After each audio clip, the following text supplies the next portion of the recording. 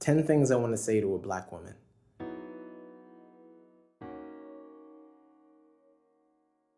One.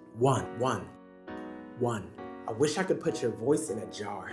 Wait for those lonely winter nights when I forget what God sounds like. Run to the nearest maximum security prison and open it.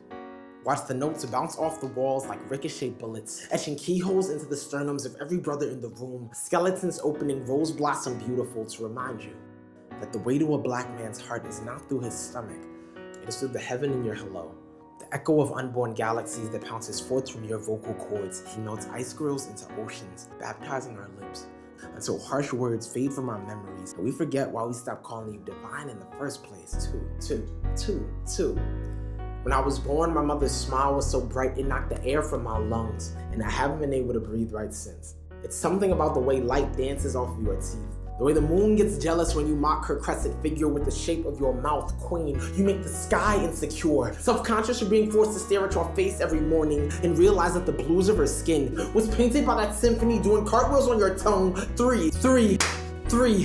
Who else can make kings out of bastards? Turn a fatherless Christmas into a floor full of gifts in a kitchen that smells like the Lord is coming tomorrow and we must eat well tonight. I used to think my sister was a blacksmith, the way she bent fire and metal and made kitchen miracles at 14, making enough food to feed a little boy who didn't have the words to say how much she meant to him back then, or enough backbone to say so the day he turned 20. 4. Your skin reminds me of everything beautiful I have ever known. The color of ink on a page, the earth we walk on, and the cross that hung my savior. 5. I've seen you crucified too, spread out on billboards to be spiritually impaled by millions of men with eyes like nails, who made martyrs of your daughters. So I'm sorry for the music videos, for Justin Timberlake at the Super Bowl, and the young man on the corner this morning, who made you want to shed your flesh and become invisible.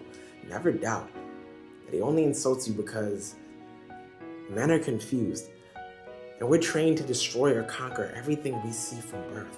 6. If I ever see Don Imus in public, I'll punch him in the face. One time, for every member of the Rutgers and Tennessee women's basketball teams. Then, I'll show him a picture of Felicia Rashad, Asada Shakur, Eartha Kitt, my mother, my grandmother, and my 7-year-old niece, who's got eyes like fire bombs, and then dare him to tell me that black women are only beautiful in one shade of skin. 7. You are like a sunrise in a nation at war. You remind people that there is always something worth waking up to. 8. When we are married, I will cook, do the dishes, and wherever else it takes to let you know that traditional gender roles have no place in the home we build. So my last name is an option. Babysitting the kids, a treat we split equally in our bed, will be an ancient temple where I construct altars of wax on the small of your back, and we make love like the sky is falling, moving to the rhythm of bed springs and Belle Big DeVoe angels, applauding in unison, saying this is the way it was meant to be. 9. My daughter will know her father's face from the day she is born, and I can only pray that this Superman complex lasts long enough for me to deflect the pain this world will aim at her from the moment she's old enough to realize that the color brown is still not considered human most places. But my daughter will have a smile like a wheelchair. And so even when I'm at my worst, when the kryptonite of this putrid planet threatens to render me grounded, the light dancing off of her teeth will transform the shards of my broken body into heart-shaped blackbirds, taking flight on wind that reminds me of my Savior's hands, of my daughter's smile, and my mother's laugh when I was in her womb. 10. Never stop pushing.